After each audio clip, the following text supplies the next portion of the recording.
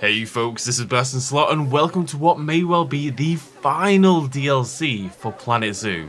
What sad times. Why do we think it's the final DLC? Well, this is the brand new Zookeepers pack and this comes out tomorrow on the 15th of October. Thanks to Frontier for giving me some early access. And it is the Zookeepers pack. It is some fan favourites and some slightly more obscure stuff as well. Jurassic World Evolution 2's final DLC was the Park Managers Collection pack, and it was the same idea. It was fan favourites plus some random stuff, not really like an overarching theme. And, you know, we kind of expected Planet Zoo to start winding down. Planet Coaster 2 is out very, very soon. And of course, we're expecting Jurassic World Evolution 3 next year. Maybe Planet Zoo 2 the year after. But in the meantime, we do have 7 brand new animals, plus an 8th bonus animal. No exhibit animals today either. These are all habitat animals. And we've got some new construction items to check out as well. And we're going to go and take a look, first of all, at the Hamadryas Baboon. So this is one of our brand new animals. Can I walk in through here? I can indeed. You see a couple of the males there with that big sort of puffy area around the head, you know, really puffed out cheeks. Lots of fur and fluff erupting out from the cheekal area, as they might say. There is one of our babies, much skinnier, much smaller, very weedy little fella. So the eyes are slightly nightmarish, it must be said, but a good level of detail there. You can see we've got some hair coming down here from the top lip. Kind of looks like she's sewn her mouth shut, like we're in a weird horror film. All this wrinkle detail here along the snout. Even like the nose itself, this little detail, like little nodules that come in there. Lots of lovely little textures and little bumps and stuff like that, representing hair follicles around the mouthful area. As it's well known, there's a booty, which is... looks like Mothra or something is gazing into my soul. Let's try to find one of the males and check those out in a little bit more detail. I think this is one of the, you know, decent animals in the pack. I love the ridge lining here we've got down the snout and the male as well, very pronounced. It's like the sort of the nasal passage goes shoop and kind of erupts outwards down there. I think the way they've done the, I don't know what else to call it other than the poofiness around the head and around the ears and coming out of the cheeks is really well done as well. And yeah, I think it just works really well as a believable animal. Let's have a look at the baby while we're here. So you can see shorter snout there, still got a little bit of hair popping down along the chin and again along like that upper lip sort of area. Those big wide eyes as you always expect with your baby animals. On for a little swim, trying desperately to keep those puffy cheeks up and out. There they are, a little bit of brachiation going on, walking inside each other, lovely stuff. The break... Cause it's real. You can't do that. That's not right. The brachiation was a lovely idea, but it's never really worked out, has it? It's never quite come together completely. But anyways, yeah, there is your baboon. I will show you some stats very quickly as well. Baboon. It's actually our first baboon in the entire game, which is surprising to me. There it is. Lovely stuff. It is, of course, Africa. We've got grassland and desert. And in terms of our species data, 6 to 100 and 6 to 30 on both polyamorous, polygynous. And some fun facts. We're going to have a fun fact for every animal. Only one, though. The name Hamadryas is an ancient Greek compound word that refers to a dryad that lives inside of a tree. There you go. Fun fact. And loves to live with the African elephant. I think that'd be a really cool little combo habitat, actually. So, over here on the right-hand side, humans begun. We have our Markhor exhibit, one of our new ungulates for this pack, and I want to call them all Polo. Let's take a look inside and check them out. So let's try to find one of the adults to kick things off. I think this is our, this is one of our males who has taken upon themselves to stand in the shadow as much as humanly possible, as they all want to do. There we go. So we can get a little bit of detail here. Okay, there we go. Got a little bit of light there, got a little bit more detail. We can see it in its full glory. Of course, the horns of the Markhor are kind of the standout feature. This is why it's a requested animal so much. These twisty, turny, eldritch sort of adornments erupting out of the head. Very, very cool. Coming to a sharp point there, but lots of striations, lots of detail. They feel like worn down, you know, material. But the twists are done really, really well. I think it's really, really, really effective. Those twists and turns and spirals coming out at the head. Looks like a happy chappy. We've got that ungulate style goat eye, you know, the long sort of horizontal cylinder, and the other major feature of the Markhor, you would say. Oh lord, he's coming. The other major feature, the notable thing for the males at least, is this long droopy hair, which is only contained to the front part. It's like a beard that's grown a little bit too long and started to sort of... Imagine if your beard came down to your nipples. Like, that's where the hair came out from, just down from there. It's kind of the same deal, but makes for a really interesting looking animal. And in action, the hair looks pretty good. Whole animal looks pretty good. I think some people have concerns about the Markhor. The hair does get a little bit funky. That isn't, you know, it's not really falling naturally as you would hope. It's clearly like jutting out down here rather than falling downwards. But there's a little bit of movement there, and I'm sure this is quite difficult to do with what they've got on at the moment. Hello, buddy. No, you be a little bit more careful. There's a child sleeping below you. Oh, she's caught up a little bit as well, poor girl. Don't just move as soon as I move you into the light. So we can see some fairly prominent differences here. I think the eyes actually look better on the female than they do on the male to an extent. The horns got that little bit of a spiral in there, but it's much, much smaller, only a little bit of a curve. And we do actually have a little bit of that facial hair, but that under chin sort of hair coming down. But compared to the male, which is this big, droopy, dramatic thing, it's obviously just this single little tuft of chin hair. And other than that, she's pretty chill. Got a little bit of counter shading going on there, some lovely little detail. The way that the front booties are white up to here, but then these ones kind of, it moves down behind the back of the legs. I think Planet Zoo, more than anything else, gets ungulates right. It tends to be the thing they handle the best, and also reptiles for me as well. So there we go, a little bit of a close-up with Baboon. You can see the horns are not even got the twist really. It's just kind of just starting to poke forward from the top of the head there. Ears a lot bigger. The eyes absolutely humongous in that head as per usual. And we've got the same level of detail here with the coloration on the legs with the sort of the white socks at the front, and then it kind of breaks up at the back here. I've got this striped line. It's kind of like a pair of ties. This striped line going down the back and along the tail as well, as you can see. Very, very cute. And I think looks really good. Let's check out some information about Markhor Capra falconeri. Near threatened, population in wild 5,754. That is very specific. A large goat from Central Asia, sometimes also called the screw-horned goat for fairly obvious reasons. And there it is. This very small region here in the middle of, I mean, I say very small, it's quite a lot. It's not the size of the UK, but Uzbekistan and stuff like that. Species data, 2 to 12. Males fight for right to mate. Female herds have age-based hierarchies, polygynous like every other bloody animal. And it is the national animal of Pakistan, which is pretty cool. Interspecies enrichment with the takin. Again, that could be a very fun habitat. I think that sounds like a really cool mix of animals. Oh, there it is. Oh, never mind. It was going so well. I mean, it looks great. Head tilted down, long... There we go. Hello, buddy. Nope, nope. We're thinking about it. We worked, and then we decided against working.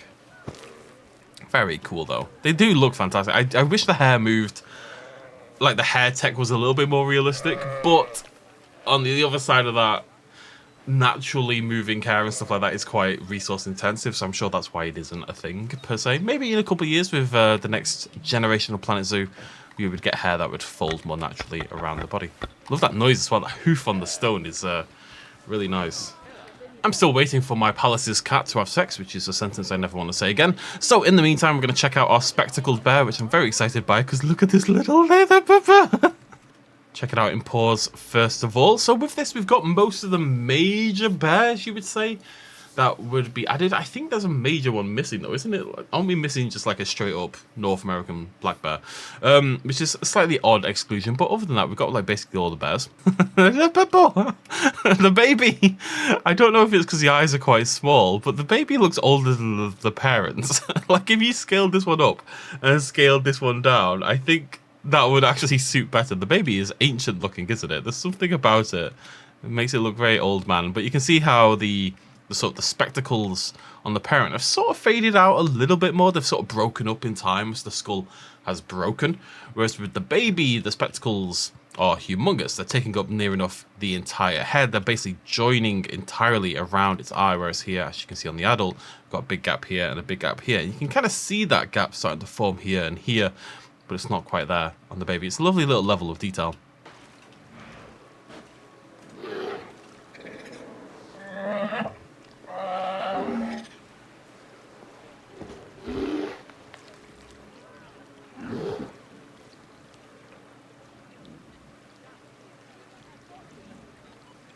Oh, and then he just stand there in awkward silence. Not sure what to say after that, are you, buddy? Good look there at the under chin sort of area and how the spectacle bit sort of breaks up a little bit down there as well. But there's a quite a light. Hello. Oh God. You see a little flaring there on the nostrils. Very, very cute. A little ear flick on the left hand side. Have a little nap. You deserve it. You. Dun dun dun dun. You can see a little bit of difference here. So we've got an adult female over here, and as you can see, the spectacle bit around the eyes here is less broken up with this female than it was with the bears we looked at a little bit earlier. You can see it's completely joined up here. So if you kind of keep this one, she's very cute. If you keep this one in mind here, the way that the lighter hair goes all the way around the eye area over there, and then we go back over here and look at this one, as you can see, there's a noticeable gap here. There's like a lot more black around the eyes compared to this one over here. And I don't know if that's just straight up sexual dimorphism. I think that is just a part of the sort of species differentiation. It's just something that happens naturally. Some of the animals have more white hair and some of them have less. Let's get some info on the spectacled burr. Doesn't benefit from sharing. There it is, looking lovely. Tremarctos ornatus, living in the west coast there of sort of South and Central America. Species data 1 to 2. I've got like 7 in here, so that's why they're not not totally happy about the situation. They're very promiscuous, even though you only get one male or female in a group. So they basically they get around a little bit, and then they'll eventually settle down and chill, probably.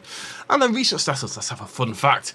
The spectacled bear is the last remaining short-faced bear in the world, with the last related genuses going extinct about 12,000 years ago. And you can see that, okay, it's got a bit of a snout, but bears used to be much more sort of flat-headed, I suppose, flat-faced. And this one doesn't have that prominent snout. You can see it's quite short and stubby in the snout. Oh, you look so happy in the snout sort of region. Right, next up on our list, we are going to check out the African spurred tortoise. It's been spurred on by Africa, so here we have it. It's having a little sit down, and it's one to do. It's always so much nicer showing tortoises because I can just sit here and watch it in action. I don't have to follow it around the entire exhibit. It looks great. I love, again, so it's called spurred tortoise for good reason. You can see there on those limbs, on the front legs in particular, not so much in the back legs. You can see it's a little bit there at the back. Lovely level. Again, along with the ungulates, I feel like the reptiles and the lizards and all of those get a lot of love when it comes to Planet Zoo. Something they render really well. And this thing looks absolutely fantastic levels of detail there. So the spurs all along the legs rendered really, really nicely, and the folds really. I mean, this is intricate levels of work right here. You can see the way the shell juts out on the lower bit there, all these wrinkles and folds and striations in the neck, and then that lovely detailed head. You get up close and the texture fails a little bit, but you're not meant to like get your head inside it. You can see all the little scales there, and it's got this kind of old vibe to it. You can hear that heavy asthmatic breathing. It's like a little balloon bing. Aww. And of course we have the baby. So you can see some differences between the two. The coloration on the shell, it's a little bit greener, it's a little bit oranger, you know, it's not faded out over time quite as much as we saw on the older variant just a moment ago. The spurs are still there on the front limbs. The front limbs look gigantic. Oh, the front limbs, that was adorable. The front limbs look fairly gigantic on the baby. Slightly larger eyes, as you always expect. It's pretty similar. You can see it's mainly a coloration thing. They're very cute. The exhibit might be a bit large, but they're very cute. I think one's gone into the burrow. Let's have a little peek in here. Yeah, there we go. So they are a burrowing animal. I don't know why you would bother, because it's going to take you half an hour to get inside and half an hour to get out, if not more, but there they are. It's kind of, I like this. It's like a horror thing. You know, people make horror film machinimas for like tons of different games. Has anyone done it for Planet Zoo? Could we do it for Planet Zoo? I don't know, but maybe. If I learned how to spell spurred. So, endangered, unfortunately, population in wild, unknown. African spurred tortoise, Central Kelis suicata. Lives in sort of north, middle-ish Africa. As you can see, lots of different regions in Africa there. Species data, 1 to 8, 1 to 3 males, 1 to 8 females. Promiscuous. I mean, look at them. They're beautiful. Of course they get around. And fun fact, there are more African spurred tortoises in captivity than there are in the wild due to their popularity as pets. This provides an opportunity for pet owners to support reintroduction programs. Which they should. People should be nice. I'd like a tortoise. Maybe I'll get a tortoise.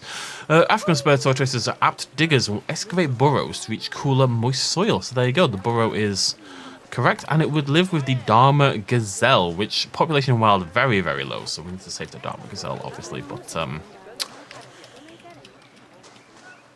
there you go, your African spurred tortoise. The entire time we've been recording this section, this tortoise has not stopped moving, and it's gone from there to there. It's gonna be a hard life being a tortoise sometimes. Yeah, they look fantastic. Next up on our list is Coquerel's Saaka, which I've added many signs for because I don't know, they look very happy. They look like it's nearly the YMCA. Well, it's the Y. But they're getting there. They're working on it. So this is our lemur, our tropical lemur. There you can see bounding around as lemurs are wanted. I think this is actually our baby, so we'll go take a look at an adult. I've made this exhibit far too large, quite frankly. So there you go. There's the baby of the Saaka.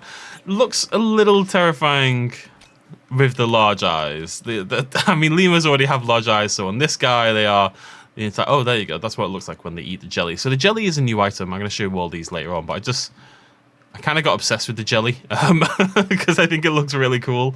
So there's a lot of jellies, and that's a half-eaten one, so you can get a feel for what that looks like. But there you go. There's the baby Saaka, and let's go try to find a grown-up. I'm scared. I need an adult. Oh, here we go. Here we go. We're all hanging out over here on the mountain. So there is one of our adults. You can see we've got that long tail, really good for balance, really good for probably gripping onto things. That white and brown body coloration, and then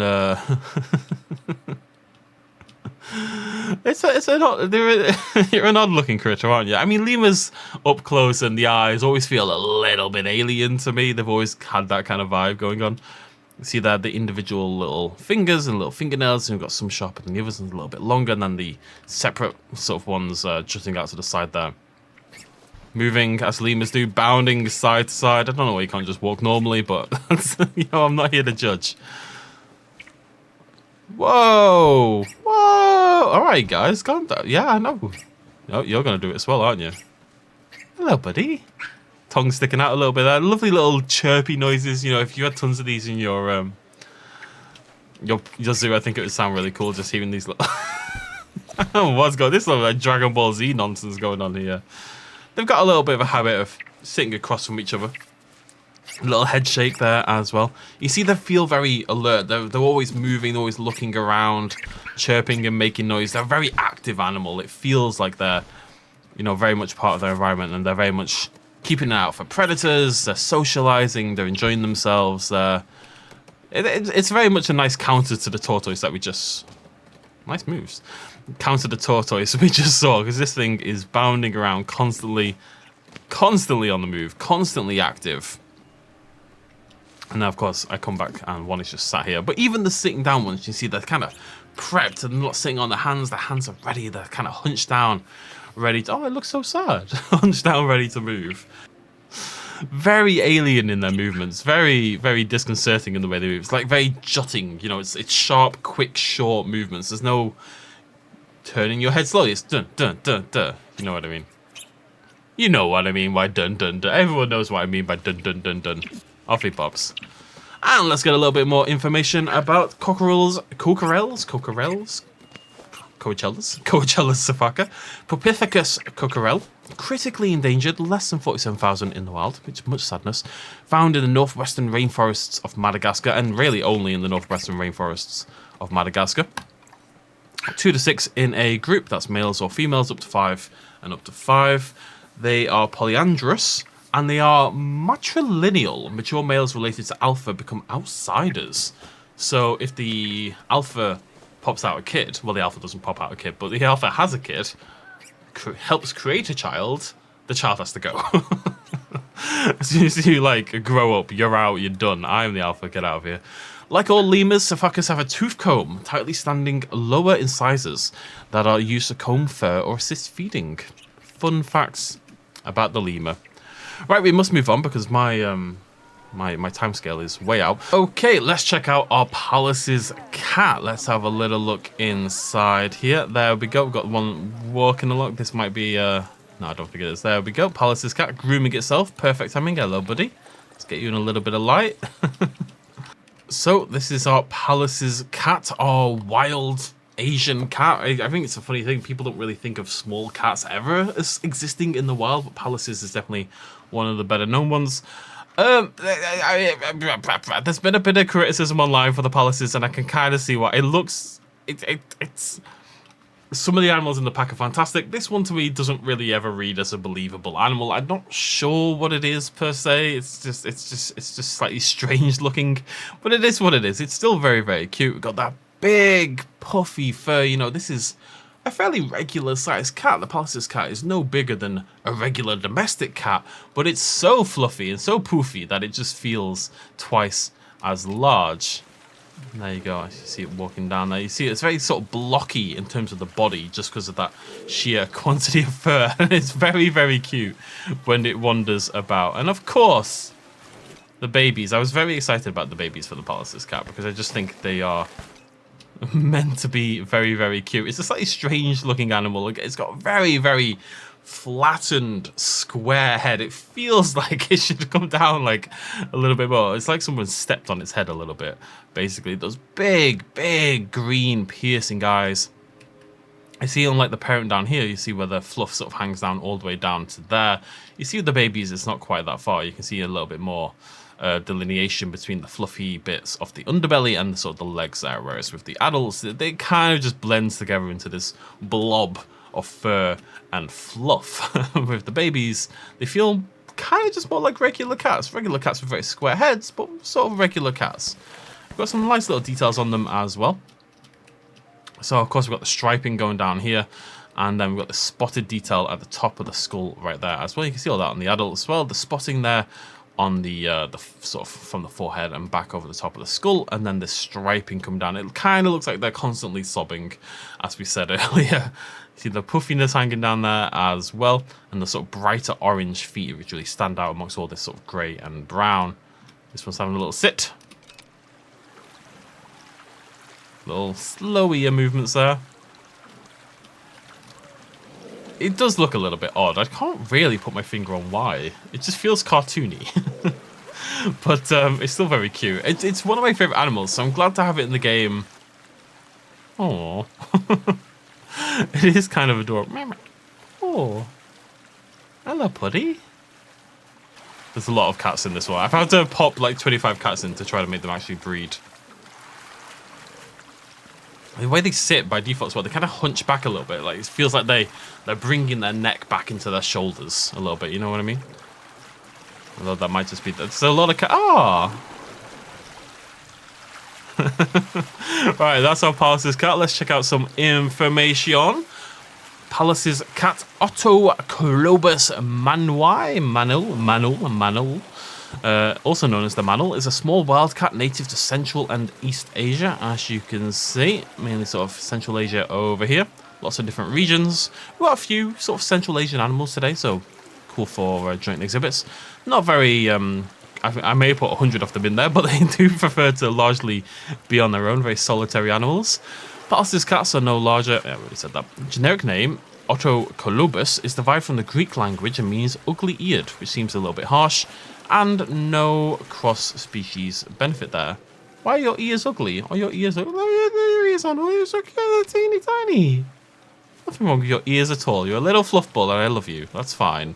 Right, it's time for our final pack animal, and it's Kirks Addic, which I've been waiting for a gajillion years to have a bloody baby. I don't know what's with them, but the gestation period is really, really long and they don't want to have sex. It's very annoying. But we finally have a Dik-Dik in the game, a very popular animal and a very popular choice, I'm sure, for this, what is likely to be final pack. The reason I was so eager to see the Dik-Dik baby is because, as you can tell, Dik-Diks are already absolutely bloody tiny. These teeny, tiny little ungulates you can see are sort of two-toed hoof down there at the bottom are just so small by default that the babies must be, I don't think I'll ever find it. It's out there somewhere. But they are so teeny tiny. You can see we've got these lovely little ridged horns down there in the middle of ridged antlers popping out on the top of the head. Gigantic ears at about half the size of the animal's head as well. And even the adults, despite being fully grown, their eyes are sort of juvenile size, taking up half the head as well. We've got a little nodule down here. That slight leaning forward sort of snout nose area here. This is very reminiscent to me of a lot of, there's a lot of ungulates that look like this, but it's also something we see a lot in renditions of prehistoric, or well, not prehistoric, but older extinct animals rather than necessarily all the extant animals that we're seeing at the moment. You see those lovely long eyelashes, preened and ready to go for a night out. It's a very, very cute animal. Those very spindly little legs, no tail really to talk of, a little puff of hair just there at the back, and lots of nice coloration as well. I see it moving that snout up and down, just sort of sniffing the area. We've got the herb scent marker here, so that's what it's going for. Sort of a very nervous feeling animal as well in the way it moves. You see, just to walk around, it has to tippy tap its little legs so very much. And there it is, eating from our new, well, sort of eating from our new jelly feeder as well. There you go. That is a lot of jelly for a not very big Dik-Dik. That is more jelly than it can fit in your body. I'm just telling you that right now. There you go. We've got a whole party of Dik-Diks going on here. Can't see the juvenile. I think I've only got one juvenile, so it's got to be here. So I think this might well be it. You know, I have no idea. They're all so tiny, it's impossible. There it is. There is our... Oh, come on now. That's heartbreak. It's the size of the watermelon, for God's sake. If not smaller. Absolutely tiny. You can see the antlers haven't started to appear whatsoever, really. The horns just aren't there at all. Other than that, there's not too many differences. The eyes are even bigger. The snout isn't quite as long. The spindly little legs. You see, the snout is really interesting. It kind of feels prehensile. It kind of moves individually. It's kind of like a little trunk almost. And it is smaller than a blade of grass, for God's sake. It is absolutely... Oh. Again, I should expect for such a small animal. It's very quick in its movements. It feels very alert, very awake to the situation, and you know, looking around a lot, kind of trying to scout the area. A little lick of the lips there, very, very subtle, given its size. It's interesting. It almost feels more like a mouse than an ungulate, you know, in a lot of ways, in its movements and its head shape and stuff like that. But again, Planet Zoo tends to. You need to do leg day, son. Where's the muscle? But they don't want muscle. They just want speed. They just want lightness. They want, you know, agility. That's the only way a creature like this is ever going to survive. They need to be able to move. And actually, this is the female of the species. We've got a little tuft, a little mohawk going on there, but we don't have the horns anymore, as you saw on the earlier male. Kirks Addic, no interspecies enrichment, because what's it going to live with that it lacks? Anything it lives with would just crush it. Native to Eastern and Southern Africa. Least concern, it's doing alright. The Dik-Dik's doing okay. You see we've got a little bit east and a little bit southwest Africa there. Uganda, Kenya, Tanzania, Angola and Namibia. We've actually got quite a lot of African animals in today's thing. Quite a solitary animal and monogamous, which is cute. So they'll live on their own until they find their partner, and then they'll stick with them. 42 centimeters tall at the shoulder. That is a small ass animal right there. 5.5 kilograms. My God. Kirks Addic is the largest, and this is the largest of the Dik-Diks. God knows how small the other Dik-Diks are going to be. It gets even smaller. That's a one big Dik-Dik. Anyways, it was just right there. Anyways, let's move on. Okay, so we've seen the 7 animals that are part of the pack, but there is actually a bonus animal that's releasing for free for everyone. You don't need to buy the DLC. This is just part of the anniversary celebration for Planet Zoo, and we got ourselves a brand new African leopard. Now, it doesn't have a sign, so this is all you get instead, but we did get the African leopard, a classic animal, classic thing that weird that it wasn't in the game already. We did have the clouded leopard, we had the Amur leopard, but we didn't have the African leopard, and now we finally do. So a really good, appropriate animal for a sort of anniversary celebration, because it's just a quintessential park animal, quintessential zoo animal, you would suggest. I'm not going to have too much to say about this one. It looks like a leopard, but it looks like a nice leopard. Planet Zoo's big cats have got a lot better over time, I would suggest. I think we all remember the lion, and the lion looks slightly disastrous, if we're totally honest. But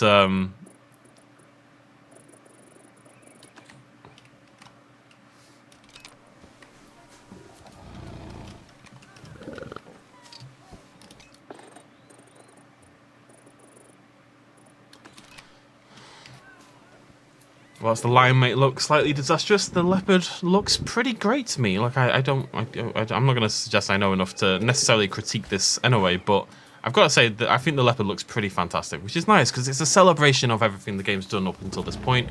It's a quintessential zoo animal. It's cute, but has that ferocity behind it. You just saw it there. It looks kind of adorable, and it roars or more makes, cat noises. And you can just see that little hint of it there, right? Lots of little ear flicks there, grooming itself, just looking across those big wide paws, tongue flipping about between the teeth. Grooms itself the other side. Lovely little spotted detail here. You can see how we've got these big, sort of the black, sort of dark brown spots towards the top, and then they kind of break up gradually along the body until they're rings around these sort of lighter brown areas. Eyes are absolutely piercing, to say the least. The ears don't just flick, they kind of do like a little rotation movement at the same time. You can see they've got those. Oh.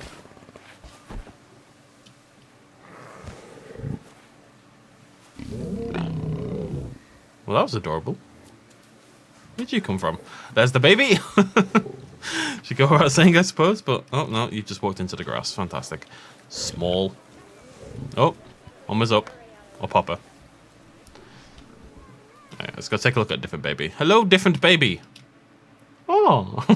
You see the spots a lot smaller. Teeny tiny spots along the head there. It's still got that sort of similar pattern where the darker spots sort of break up into these sort of rings across the body. But you can see the darker spots are much darker on the juvenile than they are on the adult. The adult, they're kind of this sort of light-ish brown. They're still quite dark, but and maybe because they're crammed together so much on the baby, they appear darker. Very much a small version of the adult in many ways, really. The eyes aren't, obviously gigantic or anything like that. Cute, though. Works well. Looks good. Looks like a baby leopard. Not much to say on this one. And let's take a look at the information for our new African leopard, our Panthera pardus pardus, vulnerable in the wild at the moment. Natural habitat here in the southern section of Africa, sub-Saharan Africa, basically. But, nice wide area there. As you can see, this is, again, a very quintessential zoo animal, and partly because it's got such a wide population. Species data, 1 to 2. Oh, we're about to have the offspring, finally. I've been waiting for that for ages. You've already seen that, but for me, I've been waiting for yonks. Group size, 1 to 2. 1 male, 1 to 2 females max. So you can either have 2 females or a male and a female, basically. Or just a single of either. Not a very group sort of animal. And a little bit of research fun. African leopards are quite arboreal, using trees to cache their kills in order to protect them from other stronger predators like lions, hyenas, or wild dogs. No interspecies enrichment whatsoever other than the trees. The trees, it's arboreal. It loves its trees, basically. Almost having a little wander around on the thing. Have a little sit. You just had a little sit. How many little sits? Oh, no, you're up. Yeah. She's learning. So these are our new animal signs. As I say, the African leopard doesn't get one, but we do have one for all the other animals, and the baby spectacle bear. And the statue animal for this pack is the Spur Tortoise. As you can see down here, this is just the stone version there, but you can see all those bony spurs there at the front of the limbs. The Markhor looks really, really cool here. Really does stand out amongst the pack animals for me. Pallas's cat looks really sad. I think it's because of the white fur going down here, but it just looks like it's really sad. It looks like it's doing like an anime crying face sort of thing. I'm sorry, Pallas's cat. You'll be okay.